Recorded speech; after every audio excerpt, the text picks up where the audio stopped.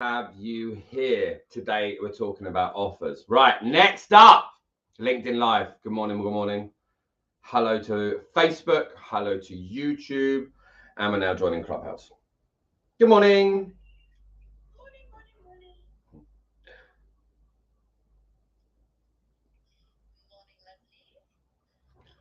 So, we're talking today about offers.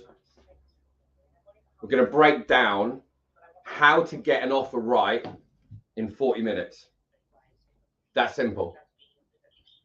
So, let me your ears. We'll say cheers. And we're going to break down how to get an offer organized, structured, and effective in a 40-minute window. So it's going to be really, really clear for you today. So have a pen, have a paper. We're going to start in about 30 seconds. I am super fantastic. I'm very good. Very good. Thank you very much. So, are you ready? I can't do the gladiator voice. Right at the beginning, I thought, don't even attempt that, Leslie. Don't even attempt it. All right, yeah, I'm pretty good. I would have liked to hear the gladiator intro, but yeah, I'm pretty much ready to get started. I was going to say Mel's up. Go on, Mel, give us it. Lauren, you'll go on my first whistle. David, you'll go on my second whistle. Gladiators, are you ready? That was pretty epic, I won't lie. I'm pleased with that. That was great work. Right, shall I just start, Lauren? I'm just going to take a minute to laugh, but I'm good to just jump in. So, Melissa's definitely prepped us all up. So, good morning, everyone on Clubhouse. So, this is also being streamed. Anyone who's been in the other room a moment ago, LinkedIn, Facebook, YouTube, a Facebook group, and obviously you lovely lot on Clubhouse. Oh, and Instagram Live. So, if you get bored and want to see my face, you can see it on there. But the aim of today is quite simple. I've been working a lot over the space of the last 6 months on getting my offer more organized. Now, we all can create an offer. We all can get something together that gets us some clients.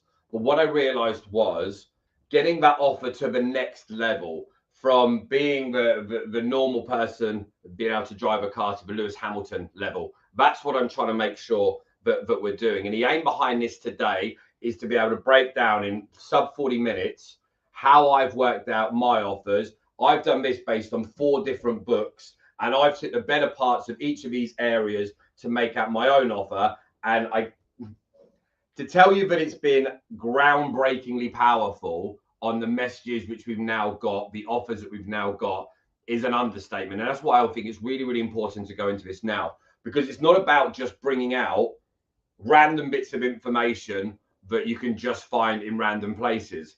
The aim of what we're trying to do here is to enable you to go off and step by step take each one of these areas and go, okay, I haven't done that and I need to do that. Okay, well, that's something I need to think about.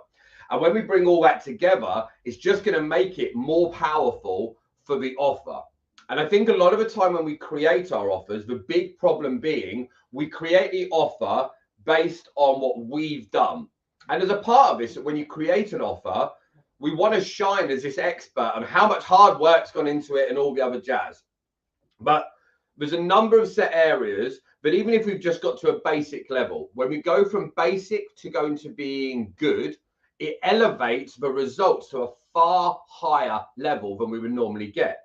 We've all sat on those phone conversations, sales presentations, face-to-face meetings where people are like, yeah, it sounds good. We just want to, they're just not quite there. And that's because a lot of the time the offer is good, but not great. And we live in a world now where the competition that's out there is so fierce that good just isn't good enough.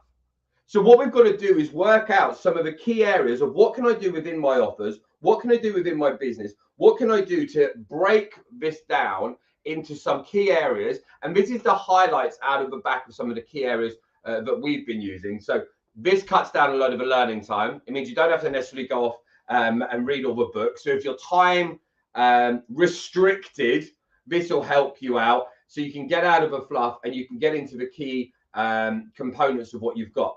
So when I was creating the offer, there was 4 key areas that one of the books taught me. And these 4 pillars, if you want to class them as pillars, areas, locations, whatever you want to have them as, of what makes a successful offer. And a lot of the time, we create a product or a service, then we go off and create the offer. But actually, your offer should start far earlier than that. So we've got to think initially, if you're going to create an offer, forget about your product or service right now. And this is what I did. I forgot about the product or service I had, and I started as if I had a blank piece of paper.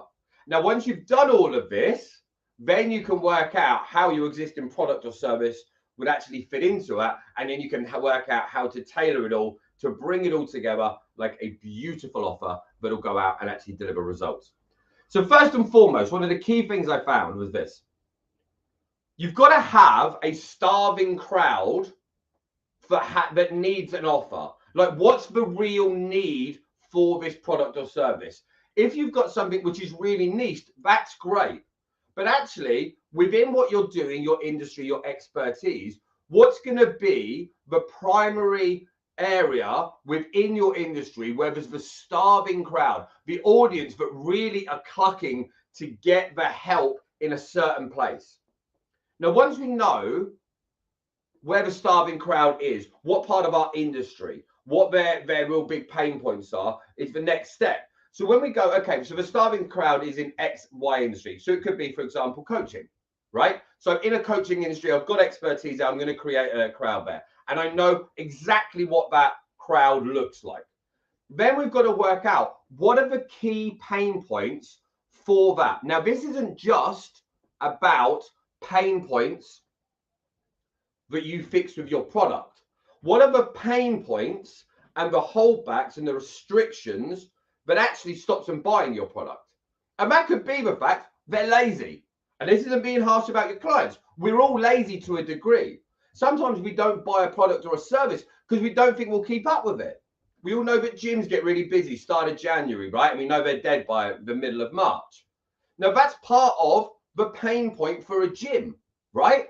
Is they know the fact that people aren't going to persist. They know the fact that. So you've got to look from your customer's eyes. One of the pain points in buying your offer could be the fact they have really low self-confidence. They don't believe the fact that your product's going to help them. They don't believe the fact that they're going to get the results. So we've got to know what are our pain points. Then we've got to work out within that crowd that have our pain points, who in the crowd is most likely to, you'll be shocked, pay for the services. Like, you've got to work out. There's no point in pitching it. And I heard there's a guy, Alex Hormozy, and he gave a great example on this. If you've got someone, for example, you help people. I think the advert that they gave in their one was, if you've got people that are looking for jobs and you're going to help people develop better CVs, the problem you've then got is you can have a massive abundance of people that want your services, but they've got no money because they haven't got a job. So it's great having a product or a service, but if you found a starving crowd and you know their pain points, but they can't buy your product or service because they don't have the money, it's not going to help you. Because your offer is only going to be good if it can be attained by a lot of people. So we've got to work out starving crowd, pain points, and who within that crowd is likely to pay for our services or pay the money that's required to get the results that you're going to offer. And then number 4, what is the key part of the market that you're going to focus on? I look at what I do with coaching. Everyone knows my brand, the Sales Angel. So what is my key part of my market? I can talk about coaching, but actually mine is based in and around sales, sales-led, developing more skills, helping you get more money in the door, helping you increase conversions, right? So we know within that industry, within that part of it, exactly where the focus is going to be. Now, just by working out these 4 areas, you should already be thinking, okay, there's a little tweak we could have put into that. I could actually start thinking more detail. So I'll give you an example for mine. For my sales mastery program, which many people are on, we focus on outbound B2B and B2C high ticket phone-based businesses that are looking to increase their conversions and get more training for their team. Like, that's very niched in. Now, it's easy to go, well, how come? Okay, what about if they're inbound leads? And what about if it's this? And what about if it's that? Yes, you can still, when we talk about the avatar, have people outside of that. But if you've got a white hot laser beam focus on exactly the person to talk to, then it's far easier to talk directly to their pain points. Because if your pain points, so for example, some people can't split their avatars. For me, I can talk to B2B, so business to business, and B2C, business to consumer. Because as mine is sales led, the difference between what B2B and B2C do is minimal. It's about the client journey, the decision maker. And because we cover both sides of that within the platform, we can talk to both sides. But ours goes straight through like a white hot laser through that category into both, because both sides have the same pain points. The same business that is going B2C, they get the same objections as the people in a B2B market. But if your industry isn't the same as that, you've got to pull it in. Because when you're talking to the pain point, when you're finding the hurdles, you're going to get stuck. And this is why the offer just doesn't relate to them. So what we've got to work out is when we're developing our conversation, when we know exactly who that audience is, the reader themselves, the person who's hearing your offer, the person who's having the phone conversation, they've got to feel like you're talking directly to them. Because if they're not going to be pulled fully in. And if they're not fully pulled in, they're not going to be paying full attention.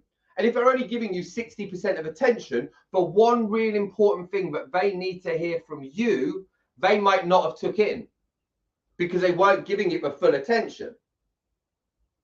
But if you know directly who exactly that person is, exactly what their pain points are, and not just your features, remember, not just your benefits, not just the skills that you have, but their in the mind problems, pain points, the reasons they will have self-doubt, the reason it won't work for them, the reason it won't stay committed. Because that's really when you're developing your offer, you've got to talk to it. And that's when you can build up conversations where you can have videos that are marketing but can talk directly to them. And you can tell a story about it. People will see the videos that I'll put out there, and I will talk about actual stories about, I remember when I first started in sales and I was full of enthusiasm, and I went out and I spoke to A, B, and C, and I door slammed in my face. And I remember walking away as the rain started to pour, thinking, what the hell have I done? How am I in an industry where I'm not going to get this? I thought I was going to be great. Then I heard a guy who I thought was absolutely terrible. He sounded awful when he was closing deals. Now, initially, I resisted that. But then I thought, hang on a minute, he's getting deals I'm not. There's something that is going on over there that's working, but I'm not doing. So I took a step back and I went and listened. And I suddenly realized this, right? So suddenly, that's a direct conversation which can happen in a video, in this article, in some copy, in a story tell, in a clubhouse room, in an Instagram live, that's talking directly to the precise pain points that a salesperson who is new can face, right? So we've got to work out. They've got to feel understood. We've got to be speaking to them directly, like as if we are in their head. And they go, oh my God, that's happened to me last Wednesday. And when people have that happened to me last Wednesday moment, their attention is laser beam focused on you. We all know when we're sort of paying attention and we're massively paying attention. So we've got to work out, what are the words that my clients use? What are the finer details that the people I know will buy my product and get my results? What are the pain points they hear? What is the nagging doubt that's in their head? Okay, next up, you've got to be able to understand, and you have to take yourself away from your product, because we treat them like they're our kids. We want to wrap them up in cotton wool and protect our little offers. We need to be a bit harsher.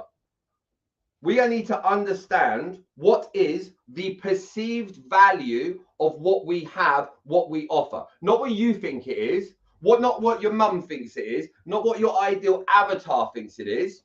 What is the average person that has the need, requirements, and pain points that you can fix? What is their perceived value that you offer? And when you can work out that, you have to then be able to minimize the risk to that person. And I'll give you an example. I, at the moment, have lost 2 stone. I'm over the moon with that. But I've still got about another stone I want to lose. Not because I'm worried about the weight, but typically if I get to that stage, I know what everything else will measure, so I'll be happy.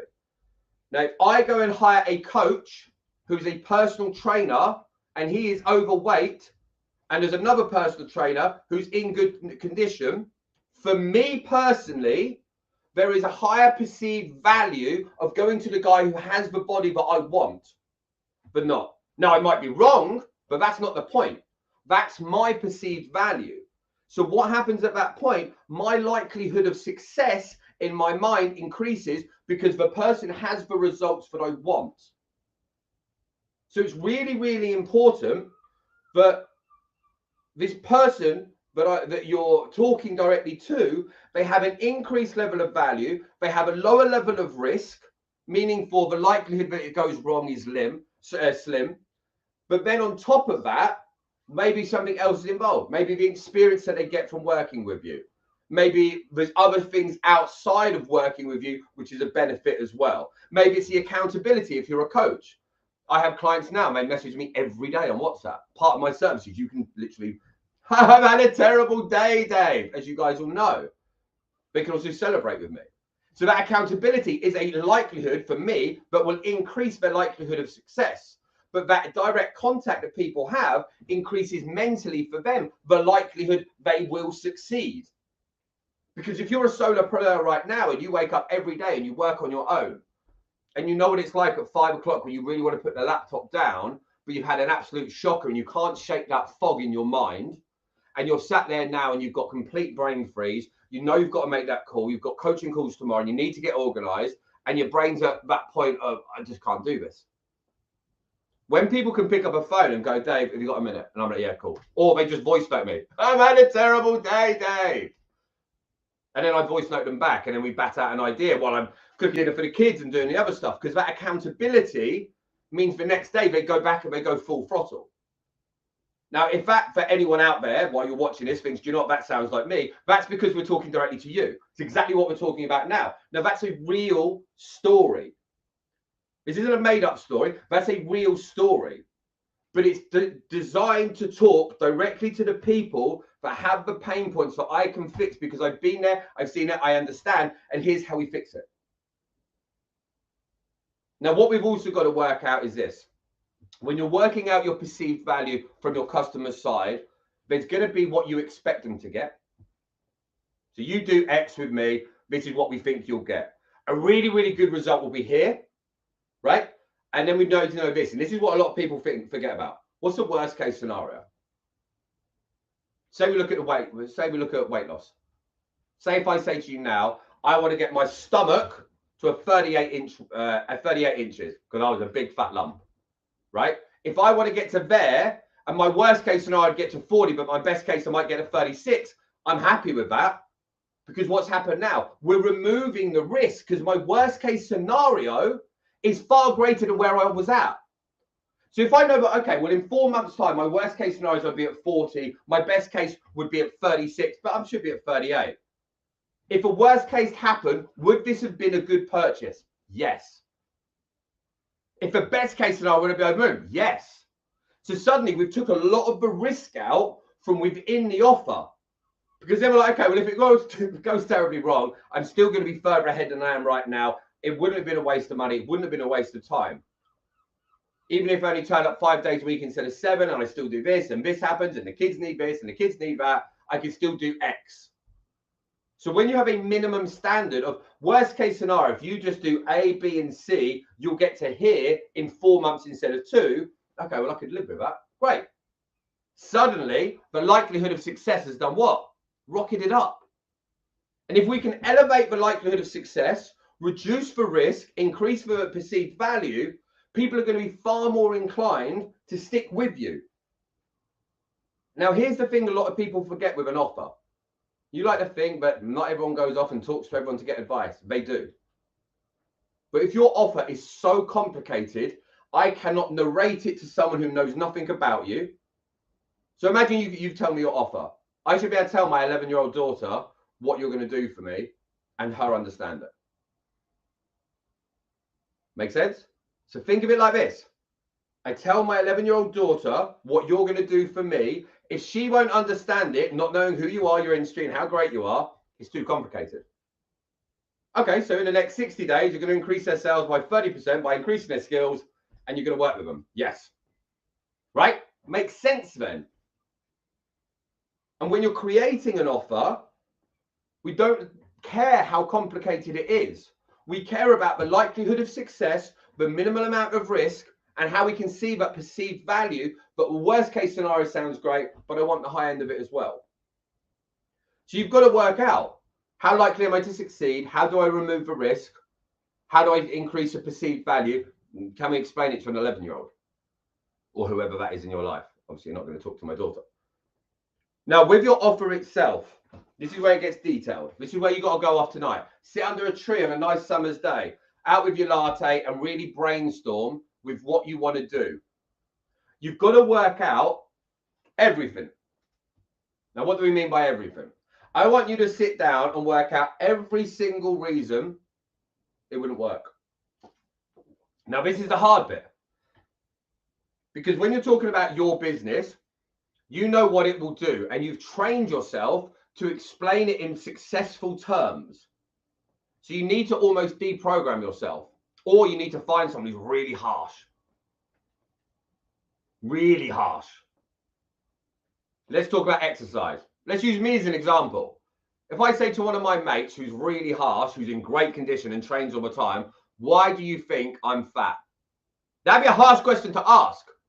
But if I say to him, I need you to be honest with me. I really want to know why. And he'll be like, mate, you don't go to the gym too much. You snack too late in the evening. You find excuses. You snack off your kid's plate. Whatever it is, right? All of the problems, all of the pain points, why you got to the stage you're at, why the reasons it wouldn't work, all these things. And you end up with this big sheet. Now, when you've got all of those in order, you can then take those and then work out how to word all of those. Now, I can quite easily tell people in clear detail how we worked ours out. So if I talk to people now and people say to me, well, how do you work out your offer? We work out all the key pain points, for example, with coaching, of what are the key pain points that people have, what would they need, what would be the problems that would hold them back, and we work out all the finer details for them. Now, once you've worked out all of those, now you can create singular offers for each one of the pain points that you fix with taking the pain points away. So we break down all of our pain points. We then break those down. That might be 10, 15 solutions that you have, but talk directly to your customer, directly to your prospect, directly to the pain points and the problems that they face. You remove as much of a risk as possible. You increase the likelihood of success, and you rocket up the worst case, best case scenario, so that even if they don't achieve a full goal because of the excuses that they've got, the problems they've got, the pain points that they've got, they will still come in at that minimal level. And if they would accept that minimal level and you've articulated it using the language and the words that they would want, you're going to be in a far higher position that person's going to take action with you. What are the big pain points I talk to people now? And anyone watching this back, and you've probably thought about these. Oh yeah, I know sales. That's literally one of the big pain points. The people that look at sales coaching. Oh yeah, I've done sales for 10 years. I know that. As if it's a Mario level that they completed on Super Mario. Yeah, completed that, boss. So what do we have to do with that? When we're creating, and I'm telling you this so you understand how the offers are created. When we're creating the offer, part of the offer has to shine on the fact that yes, people know sales, but there's so much more out there they don't know yet. So you've got to be able to talk through that with examples of people who've come in before but were massive experts in their field, but didn't want the service, didn't think they needed a service, didn't think it would help them, and then how we help them. So we end up with normally 5 big stories. And these 5 big stories will talk to your key 5 big pain points. So for example, if I talk about coaching, you'll see all the videos I put on social media. And these videos talk directly to the pain points everyone tells me all the time. Because now you create the content that's needed to talk directly to the pain points based around things that people will hold them back. So by the time they talk to you, you've spoke about these so many times that they understand it. And then when I'm on a phone conversation and you're saying to me, yeah, well, sales have sort of completed it anyway, so I don't really think it's me. I think it's the industry and it's saturated. Great. You've probably heard me talk about this story before, and you go into it. And then they say, do you know, I remember that story actually. Yeah, I talk about it all the time, and here's why. I'm not here to help you get better at sales because you're new and you suck. I'm here to help you get to the next level. Give you an example. And we give some big analogy. We talk about a heavyweight boxing champion. Imagine watching Floyd Mayweather, Mike Tyson, Tyson Fury coming out to the heavyweight champion fight of their life, the biggest world title fight, and they came out on their own. Would they come out on their own, or would they come out of a team? They come out of a team. Why? They already know boxing. They know how to punch. What does the corner man do for him? Well, in the fight, he tells him to keep his guard up and his footwork's off. Because he's operating at such a high level, he has to adjust the rudder very slightly all the time to operate at the highest level. And you can't do that when you're in the fight. You need someone on the outside to see in, and that's what we do for you. So that's an example of a story which helps you work on your offer. Why? Because the conversation is for the people out there who go, I know sales, I understand sales, I don't need more sales training. I just want more results.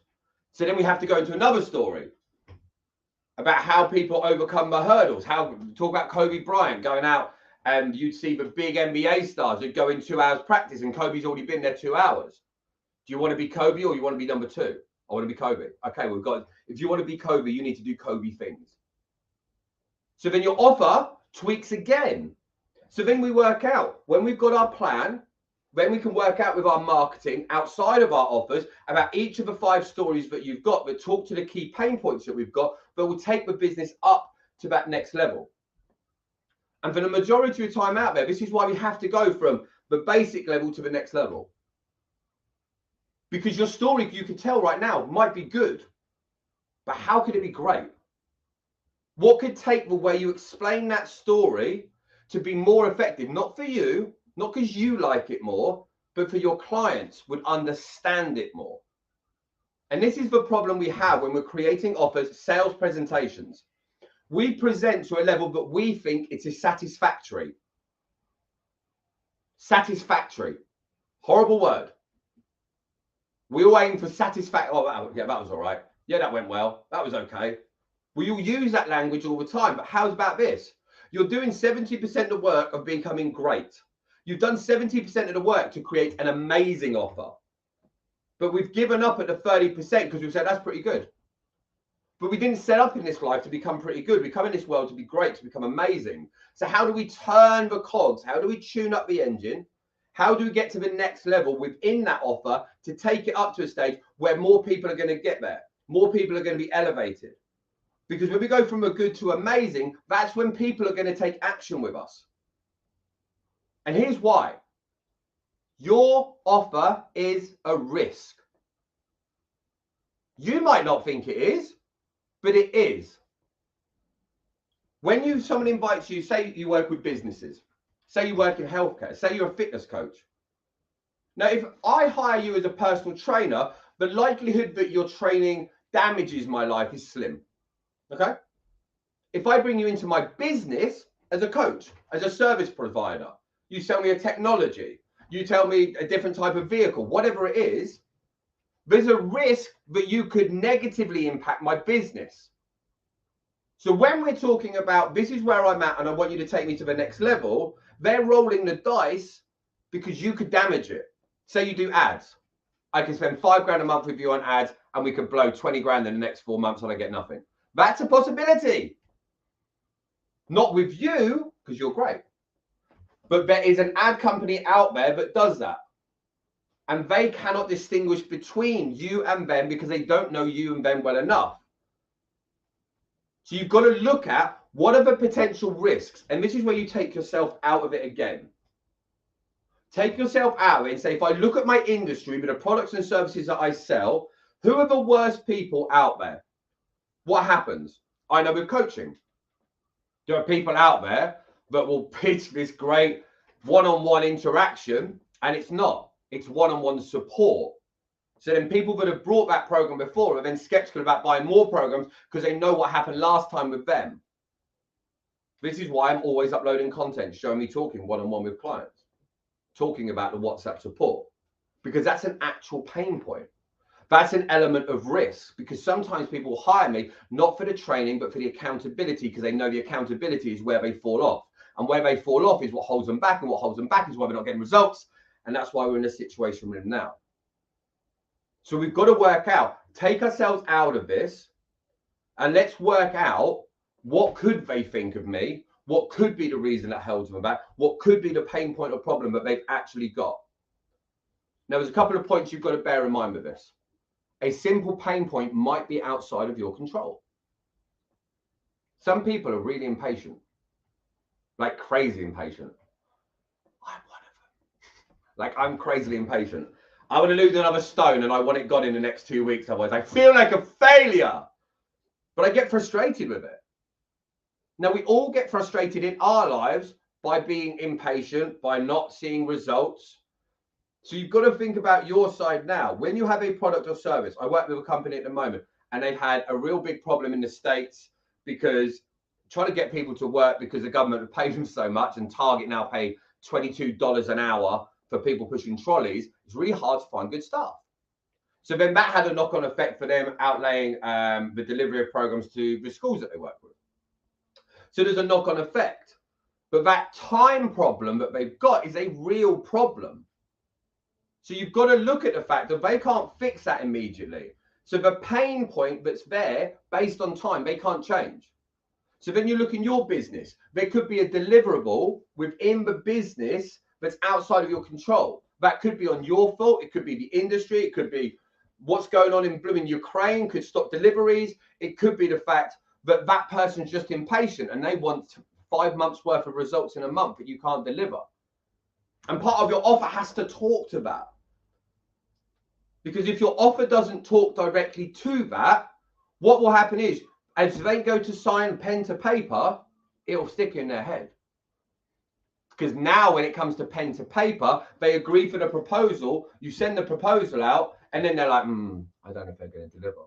But if you brought that up in your offer, that this is where we should be in 2 months' time, are you happy with that? Yes. Are you happy with that? Yes. But if you're not happy with that, if we don't achieve that, this is what our worst case might be. In 2 months, we should worst case be here, then in 3 months, then in 4 months. Would that timeline suit you? And if they say no, don't sell to them. If you logistically could have big restraints that they're not happy with, it's far better to tell them now so that they can make a decision, because they will think about that when it comes to signing day, when it comes to completing. And a lot of the time, when you talk to people in a presentation, when you're presenting an offer, people won't think about the real pain points until it comes to paying. And this is why people get ghosted. So you want to try and bring a lot of this stuff out early in the conversation so that when it comes to signing day, there's no big panics. When you recap what you're going to do, you bring all of this up and it elevates their belief in the likelihood of success of what you're actually going to do and what you're going to achieve. So we've got our offer, we've created our solutions, we've worked them out to be an articulate format for them. We've got the right tools behind it.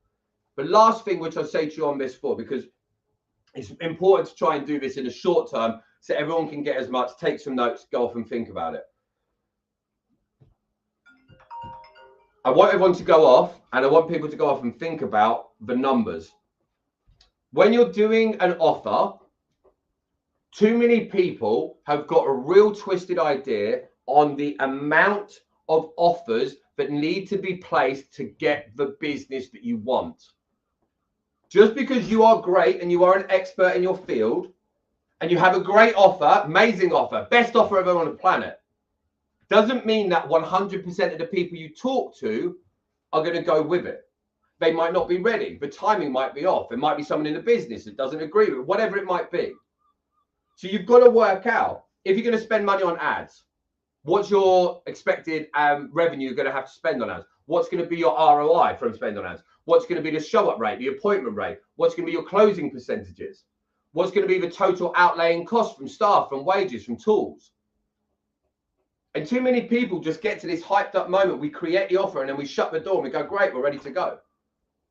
But then you've got to work out all of the parts when you create that offer. How many people did I speak to last month and how many deals did you close? Now you've got a gauge on the offer you had, what happened. Now think about the reasons they didn't go ahead. Now you should have all followed up. And if you haven't followed up today, pick up the phone, call them up and say, hey, it's Dave from ABC. Wanted to say, love talking to you last month. Can I ask you a question? They'll say yes. I'm happy either way, and I'm like you all the same, but why didn't you buy from us? That's a harsh question to ask. It's hard to ask, but it's only hard for you, not them. They'll normally laugh and go, oh, I'm not sure. You go, listen, we're not here to try and sell you, but for us to over-deliver to our potential buyers in the future, there's normally one of three things that happen. They either didn't like me or my product, they didn't believe it was going to get the results, or there was something else just outside the remit we didn't cover. Which was it for you?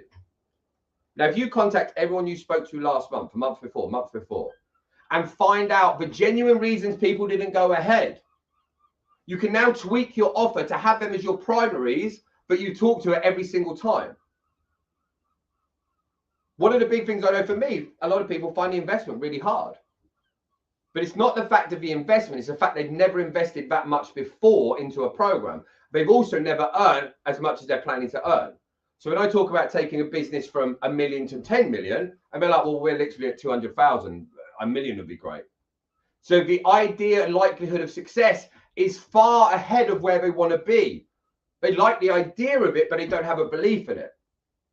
And this is why knowing your numbers is so important. How many people did we speak to? What were our pain points? What were their problems? And then readdress them and go from there. And I think that's one of the key things for most people, but they're not going off and doing. Okay. So I know that was a lot to take in. And I know we went into a lot of detail. So is there anyone who's got something like to talk about, ask a question or feedback on the offers that they've been created? You lovely lot on Clubhouse. No? Magical stuff. Hi, Laura. You're just giving all the information. You've answered everyone's questions already, David. No, seriously, guys, please do raise your hands and come and join us on the stage. Right, so we're going to do a little Q&A over here. It's good to have you guys here. And for those of you that have just joined us, thanks ever so much. We are here in the Life Business Wellbeing Club today with Mr. David, the Sales Angel, and we're discussing how to create your winning offer. What is it that you need to create that winning offer? So if anyone here is in the room and would like to ask a question, maybe you don't have an offer together at all right now. Maybe you've got an offer together and you would like to ask questions around it and whether you think it's, has it been optimized? Is it the best it can be? I see we have Mike on the stage here. Mike, hi there. How are you doing? Yeah, mate. You're on mute at the moment, so the bottom right-hand corner, if you click on the microphone, there you go. How are you? I'm really good, thank you for asking. Just a quick question for David. David, the 3 points you mentioned earlier, when you go back to a prospect and ask them why they didn't buy. One, you didn't like me or my products. Number two, I didn't catch. And the third one, I think, was there something we forgot to cover in the remit? Yes. So typically when you're talking to people, you can mix up your questions of how you ask stuff. But typically I'll phone up and say to him, it's either me you didn't like. Basically, it's either me, you didn't think you get the results, or there was something else we just didn't quite cover. So in short, what you want to think about, if we look at the whole scope of the offer, what are the reasons they might not buy? And we've got to be really open. And I say to people, if someone says to me, do you know what, Dave, I just don't really think you're the guy for me. I'm cool with that. Like, I can take that as a conversation because I don't want to waste my time, because I'm not going to try and convince someone why I'm the guy. And actually, I had a guy 2 days ago, but I think you're too full on for me. I'm like, cool, that's fine. Would you like me to recommend someone else? Right? Or if they say, do you know what, I love you, Dave, I want to work with you, I just don't think I'll be able to do all the work you set out. Okay, cool. And then you can break it down. Or you say to them, there might be something else outside of it which we just didn't quite cover. And then a lot of the time people say, well, what do you mean? Now, if they say, what do you mean? They're normally saying, yes, there's something there we haven't uncovered. Does that make sense? So you use that as a very vague question, because if they're like, no, listen, I love you and I think it will work. Well, what do you mean by the other thing? Now you're like, okay, so there's a problem there. Now I can focus all my attention away from what we covered and then uncover what it is. And normally it's going to be a mind block, a mental limitation, or something in their life. There might be a business partner. A lot of time you'll find this. There's a business partner or someone that signs the checks that they haven't brought up, and they don't feel educated enough or effective enough to talk to that person and explain it in their way. Does that make sense? Absolutely. Thanks for clarifying that for me. Before I disappear, just like to say hi to the Elliott twins. Lauren, thanks for bringing me up to stage. And Sharon, I will reach out about the photo session as soon as. Cheers, Mike. Thanks ever so much. Thanks, guys. And by the way, I love being on stage. Leave me there. I'll leave you there.